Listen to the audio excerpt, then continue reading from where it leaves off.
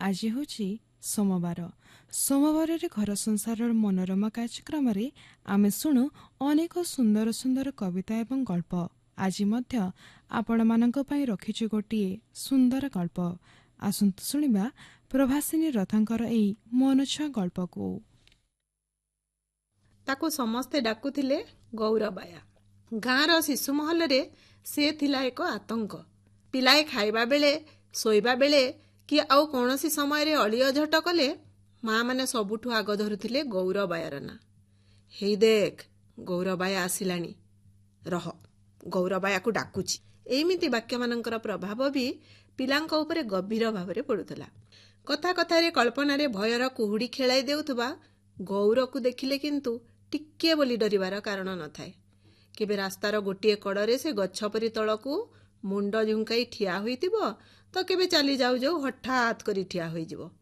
ବେଶୀ ହେଲେ ଭଲିବଲ୍ ଖେଳିଲା ପରି ଦୁଇ ହାତ ଟେକି ବଲ୍ ଫିଙ୍ଗିବାର ଅଙ୍ଗଭଙ୍ଗୀ କରୁଥିବାର ଲୋକେ ତାକୁ ଦେଖନ୍ତି। କିନ୍ତୁ ପାଗଳଙ୍କ ପରି ସେ କେବେ ପ୍ରଳାପ କରିନି କି କାହାକୁ ବଡ଼ ପାଟିରେ ଗାଲିଗୁଲଜ ବି କରେନି। ତା ତୁଣ୍ଡରୁ ତ କଥା କେଇପଦ ଶୁଣିଥିବା ଲୋକ ବି ନାହାନ୍ତି ଆଖପାଖରେ। କିଛି ନହେଲେ ବି 20-22 ବର୍ଷ ତ ନିଶ୍ଚୟ ହୋଇସାରିଥିଲା ତାର ଏପରି ମୌନ ହୋଇଯିବାର ଅବସ୍ଥାକୁ ଆସିବାର ସେତେବେଳ ଯାଏ। ଗୌରବାୟା ମୂଳରୁ ପାଗଳ ନଥିଲା। ଆମେ ଯେତେବେଳେ ତୃତୀୟ ଚତୁର୍ଥ ଶ୍ରେଣୀରେ ପଢ଼ୁଥିଲୁ, ସେତେବେଳେ ଆମ ଗାଁରେ ପ୍ରଥମ କରି ଅଭ୍ୟାସ କରୁଥିବା ବ୍ରାସ୍ ବ୍ୟାଣ୍ଡ ପାର୍ଟିରେ ସେ ଥିଲା ଟ୍ରମ୍ପେଟ୍ ବାଦକ। ତାଙ୍କ ପାର୍ଟିରେ ତାର ଗୋଟେ ସ୍ୱତନ୍ତ୍ର ମର୍ଯ୍ୟାଦା ଥିଲା। ସେତେବେଳେ ସେ ଏକଦମ ଭେଣ୍ଡା। ତାର ବାହାଘରକୁ 5-6 ବର୍ଷ ହେଉଥାଏ, ମାତ୍ର ପିଲାପିଲି ହୋଇନଥାନ୍ତି। ତାର ଯୁବ ସୁଲଭ ଉଦ୍ଦାମତା ତାର ଟ୍ରମ୍ପେଟ୍ ବାଦନରେ ବି ଫୁଟି ଉଠୁଥାଏ। 5 ବର୍ଷ ଭିତରେ ତାଙ୍କର ବ୍ୟାଣ୍ଡ ପାର୍ଟି ଆଖପାଖରେ ନାଁ କଲା। କିନ୍ତୁ ତାପରେ କ'ଣ ହେଲା କେଜାଣି, ଗୌର ଆଉ ତାଙ୍କ ପାର୍ଟିରେ ଟ୍ରମ୍ପେଟ୍ ବଜେଇଲା ନାହିଁ। କିଛି ଦିନ ଭିତରେ ଦେଖାଗଲା ସେ ଆଉ କାହାରି ସାଙ୍ଗରେ ମିଶୁନି। ଘର ଭିତରେ ବସି ରହୁଛି ଚୁପଚାପ, କାହାରି ସାଙ୍ଗରେ କଥାବାର୍ତ୍ତା ବି ନାହିଁ। ତାର ଏଇ ନିସ୍ପୃହତାର ଠୋସ୍ କାରଣ କ'ଣ ଥିଲା କିଏ ଜାଣେ। ଦିନକୁ ଦିନ ତାର ଶରୀର କ୍ଷୀଣ ହେଲା। ଉଚ୍ଚା ସୁସ୍ଥ ସବଳ 6 ଫୁଟିଆ ମଣିଷଟା କେଇଟା ମାସ ଭିତରେ ଗୋଟିଏ କଙ୍କାଳର ଛାଞ୍ଚ ଧରି ଛିଡ଼ା ହେଲା। ଗାଁ ଯାକ ସଭିଙ୍କ ମୁହଁରେ ସେ ଗୋଟିଏ କଥା, କେଜାଣି କ'ଣ ହେଲା ଯେ ଗୌର ହାଡ଼ ଖଣ୍ଡି ଧରିଲାଣି। ବେମାର ଧରା ପଡ଼ୁନାହିଁ। ମୋତେ କିନ୍ତୁ ଏବେ ଲାଗେ ବାପ ହୋଇନଥିବାର ଅଭାବ ବୋଧଟି ବୋଧହୁଏ ତାକୁ ଭିତରେ ଭିତରେ ଘୁଣ ପରି ଚରି ଦେଇଗଲା। ସେ ଦିନୁ ଗୌର ଏମିତି ନିରବି ଗଲା ଯେ ଆଉ କଥାବାର୍ତ୍ତା ବି ତା ତୁଣ୍ଡରୁ ବାହାରିଲା ନାହିଁ। କେଜାଣି ଭାଗ୍ୟ ବିରୋଧରେ ସେ ଆରମ୍ଭ କରିଦେଇଥିଲା କି କ'ଣ ଶୀତଳ ଯୁଦ୍ଧ ଓ ନୀରବ ପ୍ରତିବାଦ। ସମସ୍ତେ ତାକୁ ଗୌରବାୟା ବୋଲି କହିବା ଆରମ୍ଭ କଲେ। କେବେ କେବେ ସେ ଘରୁ ବାହାରି ରାସ୍ତାରେ ଚଲାବୁଲା କରୁଥିଲା, କିନ୍ତୁ ତା ନିଜ ଭିତରେ ରହି। ବାହାର ଦୁନିଆ ସହ ଯେମିତି ସବୁ ସମ୍ପର୍କ ସେ ଛିଣ୍ଡେଇ ସାରିଥିଲା। ଏମିତି ଅନେକ ବର୍ଷ ବିତି ଯାଇଥିଲେ ବି କିନ୍ତୁ କେବେ କୌଣସି ଲୋକକୁ ଗୌର କୌଣସି କ୍ଷତି ପହଞ୍ଚାଇଥିବା ବା ଖରାପ ବ୍ୟବହାର ପ୍ରଦର୍ଶନ କରିଥିବାର ମନ୍ଦ ରେକର୍ଡ ତାର ନଥିଲା। ସେ ତ କେବଳ ନିଜ ପୃଥିବୀକୁ ସଂକୁଚିତ କରିଦେଇ ଏକ ଅସାମାଜିକ ତତ୍ତ୍ୱ ବନିଯାଇଥିଲା। ମାତ୍ର ହଠାତ୍ ଏମିତି ଯେ ଏକ ଅଘଟଣ ଘଟିଯିବ ଯାହା ତାର ବ୍ୟକ୍ତିତ୍ୱକୁ ପଙ୍କିଳ ଓ ପ୍ରଶ୍ନିଳ କରିଦେବ, ଏହା ମୋର କଳ୍ପନାର ବାହାରେ ଥିଲା। ଘଟଣାଟି ଘଟିଲା ଏଇମିତି ଡିସେମ୍ବର ମାସର ଏକ ଶୀତୁଆ ସଞ୍ଜରେ। ଗାଁକୁ ଲାଗି ଜଙ୍ଗଲ। ଗାଁ ମୁଣ୍ଡରେ ଗାଁଠୁ ପ୍ରାୟ 100-150 ମିଟର ଛାଡ଼ି ମୁଖ୍ୟ ରାସ୍ତା ପାର୍ଶ୍ୱରେ ଏକ ଶିବ ମନ୍ଦିର। ବହୁ ପ୍ରସିଦ୍ଧ ଏବଂ ପ୍ରାଚୀନ ଏହି ଶିବ ମନ୍ଦିର। ମନ୍ଦିରକୁ ଲାଗି ଆରମ୍ଭ ହୋଇଛି ଜଙ୍ଗଲ। ଖଇସ, ମହୁଲ, ଶାଗୁଆନ, ଆମ୍ବ ଓ ବାଉଁଶ ବଣ ଭିତରେ ଗଭୀର ପ୍ରଶାନ୍ତିରେ ମନ୍ଦିରଟି ହାଇ ମାରୁଛି ଯେମିତି। 2-4ଟି ବିଶାଳ ବର ଓ ଓସ୍ତର ବହଳିଆ ଛାଇରେ ଶୀତଳତାର ଅପୂର୍ବ ସ୍ପର୍ଶ। ଦେବାଧିଦେବ ମହାଦେବଙ୍କ ହଳାହଳ ପାନରେ ଯେତିକି ପ୍ରଦାହ, ତାଠୁ ନିସ୍ତାର ଦେବା ପାଇଁ ଯେମିତି ଗଛଗୁଡ଼ିକ ବହଳିଆ ଛାଇର ଶୀତଳ ସ୍ପର୍ଶ ଦେବାକୁ ଆଗଭର। ଆଖପାଖ କିଛି ଗ୍ରାମର ଖଟିକିଆ ଶ୍ରେଣୀର ଲୋକ ତଥା କାଠ ବ୍ୟବସାୟୀଙ୍କ ଦୌରାତ୍ମ୍ୟର ଶିକାର ହୋଇ ଜଙ୍ଗଲ କ୍ରମେ ପତଳା ହୋଇଯାଉଥିଲେ ବି ଭାଲୁ, ହେଟାବାଘ, ବିଲୁଆ, ହାତୀଙ୍କର ଏଇଟା ଚରାଭୂଇଁ। କାହା ଘର ପଛପଟ ଗୁହାଳରୁ ଛେଳିଟାଏ କି ବାଛୁରୀଟାଏ ହେଟାବାଘଟିଏ ଉଠେଇ ନେବା ଘଟଣା ଭାରି ସ୍ୱାଭାବିକ। ଗାଁର ବୁଢ଼ା ଲୋକମାନେ ତ କହନ୍ତି ସେମାନେ ପିଲା ଥିଲାବେଳେ ଏପରିକି ଯୁବକ ହେବା ପର୍ଯ୍ୟନ୍ତ ମଧ୍ୟ ଏଇ ଜଙ୍ଗଲ ଆହୁରି କେତେ ନିବିଡ଼ ଥିଲା ଯେ ଭାତଖିଆ ରାତି ବେଳକୁ ମନ୍ଦିର ପାଖରେ ବାଘର ହେଣ୍ଟାଳ ଶୁଭୁଥିଲା। ଭୟରେ ସୂର୍ଯ୍ୟାସ୍ତ ନ ହେଉଣୁ ସନ୍ଧ୍ୟା ଆଳତି ସାରି ଶିବ ମନ୍ଦିର ପୂଜାରୀ ଗାଁକୁ ଫେରି ଆସୁଥିଲେ। ଶିବ ମନ୍ଦିରଠାରୁ ସହର ଆଡ଼କୁ ଯାଇଛି ଯେଉଁ ରାସ୍ତା, ସେହି ରାସ୍ତାରେ ପ୍ରାୟ 200 ମିଟର ଆଗକୁ ଗଲେ ବାଁ ପଟରେ ପଡ଼େ ଆଉ ଗୋଟିଏ ସ୍ଥାନ, ଯାର ନାଁ ଦେଦରହା। ବଡ଼ ସୁନ୍ଦର ପ୍ରାକୃତିକ ସ୍ଥାନ। ତାକୁ ବେଢ଼େଇ ବହି ଯାଇଛି ଝରଣାଟିଏ।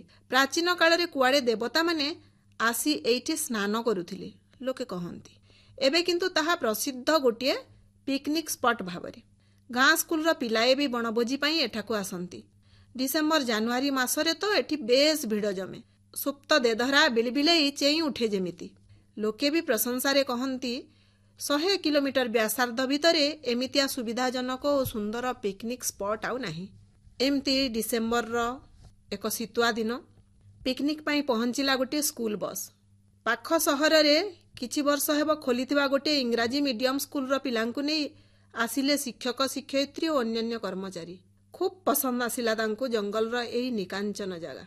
ପିଲାଙ୍କଠାରୁ ଶିକ୍ଷକ, ଶିକ୍ଷୟିତ୍ରୀଙ୍କ ମନରେ ଥିଲା ଉତ୍ତେଜନା ଓ ରୋମାଞ୍ଚ ଅଧିକ। ନାଚ, ଗୀତ, ବାଦ୍ୟ, ମଦ୍ୟ, ମାଂସର ଆସର ବି ଜମିଲା। ପିଲାଙ୍କର ଦାୟିତ୍ୱଠାରୁ ଅଧିକ ନିକାଞ୍ଚନ ପ୍ରକୃତିର କୋଳରେ ମନର ଉଦ୍ଦାମତାକୁ ସେମାନେ ଉପଭୋଗ କରୁଥିଲେ। ଅପରାହ୍ନ 4ଟା ହେଲା ବେଳକୁ ସୂର୍ଯ୍ୟଦେବ ଖପ୍ କିନା ଡେଇଁ ପଡ଼ିଲେ ବେଢ଼େଇ ହୋଇଥିବା ପାହାଡ଼ ସେପାରିକୁ। ହଠାତ୍ ସୂର୍ଯ୍ୟାସ୍ତର ଆଭାସ ପାଇ ସମସ୍ତେ ତତ୍ପର ହେଲେ ଫେରିବାର ଆୟୋଜନରେ। ଜଙ୍ଗଲ ଭିତରୁ ବାହାରି ରାସ୍ତାକଡ଼ର ବସ୍ରେ ସମସ୍ତେ ଚଢ଼ୁ ଚଢ଼ୁ ଦେଖିଲେ ପ୍ରଥମ ଶ୍ରେଣୀର ପିଲାଟିଏ ଆସିନାହିଁ। ହଠାତ୍ କୋଳାହଳ ବଢ଼ିଗଲା। ଲାଗିଗଲା ଧାଁ ଧପଡ଼, ତନାଘନା। ଅଧଘଣ୍ଟା ଭିତରେ ଗାଁ ପର୍ଯ୍ୟନ୍ତ ରାଷ୍ଟ୍ର ହୋଇଗଲା ଏକଥା। ଦଳ ଦଳ ଲୋକ ଗାଁ ଭିତରୁ ବି କଥା କ'ଣ ବୁଝିବାକୁ ପହଞ୍ଚିଗଲେ। ଏପଟେ କ୍ରମେ ଅନ୍ଧାର ହୋଇ ଆସୁଥିଲା। ଗାଁ ଲୋକ ଜଣକୁ ସାଙ୍ଗରେ ଧରି ସେମାନେ କିଛି ଜଣ ପୁଣି ଥରେ ସେଇ ପିକନିକ୍ ସ୍ପଟ୍ ଆର ପାଖକୁ ଖୋଜିବାକୁ ଗଲେ। ସେତିକିବେଳେ ଦେଖାଗଲା କେହି ଜଣେ ମଳିମୁଣ୍ଡିଆ ଲୋକ ପିଲାଟିକୁ କାଖେଇ ବାହାରୁଛି। ଭୟରେ ପିଲାଟି କାନ୍ଦି କାନ୍ଦି ହାଲିଆ। ବାସ୍, ମିଳିଗଲା ଗୋଟିଏ ସୁଯୋଗ। ନିଜ ମୁଣ୍ଡରୁ ଅଠା ଛଡ଼ାଇବା ପାଇଁ ସେମାନେ ପାଟି କଲେ, ଛୁଆଚୋର, ଛୁଆଚୋର, ପିଲାଚୋର ବୋଲି। ପିଲାଟିକୁ ଟାଣି ଆଣି ସେମାନେ ଲୋକଟିକୁ ଠେଲି ପେଲି ହାବୁକା ମାରି ରାସ୍ତାକୁ ଆଣିଲା ପରେ ଗାଁ ଲୋକେ ତାକୁ ଚିହ୍ନିଲେ ଗୌରବାୟା ବୋଲି। ହୋ ହା ଭିତରେ କେହି ଆଉ ତାକୁ କିଛି ପଚାରିବାକୁ ଦରକାର ମଣିଲେନି। ଭାବିନେଲେ ପାଗଳାଟା ତ, ଧରି ନେଇଥିବ ପିଲାଟିକୁ। ବିକୃତ ମସ୍ତିଷ୍କର ବିକୃତ ନିର୍ଦ୍ଦେଶରେ ହୁଏତ। ହଠାତ୍ ଏତେ ସବୁ ଘଟଣା ଓ କୋଳାହଳରେ ଗୌର ବି ହୋଇଯାଇଥିଲା ଅବାକ୍। କ'ଣ ସବୁ ଘଟୁଛି, ଲୋକେ କ'ଣ କହୁଛନ୍ତି, ସେ ଯେମିତି ବୁଝିପାରିଲାନି କିଛି। କେବଳ ବଲବଲ ହୋଇ ଅନେଇ ରହିଲା। ସମସ୍ତେ ତାକୁ 2-4 ପଦ ଲେଖା ଶୁଣେଇ ଘରକୁ ପଳା ବୋଲି କହିଲେ। ଗୌର ବୁଝିପାରୁନଥିଲା ତାର ଦୋଷ କ'ଣ। ସେ ତ ଜଙ୍ଗଲରେ କାନ୍ଦୁଥିବା ପିଲାଟିକୁ କାଖେଇ ଘରକୁ ଆଣୁଥିଲା। କିଛି କହିବ ବୋଲି ଚେଷ୍ଟା କରି ସେ କହିପାରିଲାନି କିଛି। ସେ ତ ଅନେକ ଦିନରୁ କହିବା ହିଁ ବନ୍ଦ କରିଦେଇଥିଲା। ଘରକୁ ଫେରିବା ବାଟରେ ଗୌରର ଛାତି ମହଣେ ଓଜନରେ ଠେସି ହୋଇଯାଇଥିଲା। ମଞ୍ଜ ଥରେଇ ଦେଲା ପରେ ଗୋଟେ ଦୀର୍ଘଶ୍ୱାସ ସହ 2 ଧାର ଲୁହ ବୋହିଯାଇଥିଲା ତାର ଆଖିରୁ। କେହି ବି ଲକ୍ଷ୍ୟ କରିନଥିଲେ ଯାହାକୁ। ସେଇ ଦିନଠୁ ଗୌରବାୟାର ନାମରେ ଆଉ ଗୋଟିଏ ଅଦୃଶ୍ୟ ଓ ଅପ୍ରାମାଣିକ ବିଶେଷଣ ବି ଯୋଡ଼ି ହୋଇଗଲା, ଛୁଆଚୋର ବୋଲି। ତାକୁ ଦେଖିଲେ ମାଆମାନେ ନିଜ ନିଜ ଛୁଆଙ୍କୁ ପାଖକୁ ଟାଣି ଆଣୁଥିଲେ। ସତେ ଯେମିତି ଗୌର ପିଲାଙ୍କୁ ଝିଙ୍କି ନେଇ ପଳେଇବ। ନ ଦେଖିଲା ପରି ଚାଲି ଯାଉଥିଲେ ବି ଗୌର ବୋଧହୁଏ ସବୁ ଜାଣୁଥିଲା। ନହେଲେ ଦିନକୁ ଦିନ ସେ ଆହୁରି ସଂକୁଚିତ ହୋଇଯାଇଥାନ୍ତା କାହିଁକି? ସେ ଆଉ ଘରୁ ବି ବାହାରିଲା ନାହିଁ। ତାର ମଲା ଦିନ ଲୋକେ କୁହାକୁହି ହେଉଥିଲେ। ସବାଶେଷ ଥର ସେ ଯେବେ ଘରୁ ବାହାରିଥିଲା, ଛୁଆଚୋର, ଛୁଆଚୋର କହି ଅଟ୍ଟହାସ୍ୟ କରୁଥିଲା ଏବଂ ତାପରେ ପରେ ଉଚ୍ଚସ୍ୱରରେ କାନ୍ଦି ବି ଥିଲା। ଗୋଟିଏ ପିତୃହୃଦୟର ବ୍ୟର୍ଥତାକୁ କେହି ବି ଚିହ୍ନି ପାରିଲେନି ସେଦିନ। ସମବେଦନା କଥା ଦୂରେ ଥାଉ। ଅନେକ ରୋଗର ଔଷଧ ନଥାଏ, ନିଦାନ ଥାଏ, କିନ୍ତୁ ଅପହଞ୍ଚ ହୋଇ। ଅନେକ ଥର ସମାଜ ମଣିଷକୁ ଦୋଷୀ ସଜାଏ, କିନ୍ତୁ ସମାଜ ବି କ'ଣ କେବେ ଦୋଷ କରେ ନା?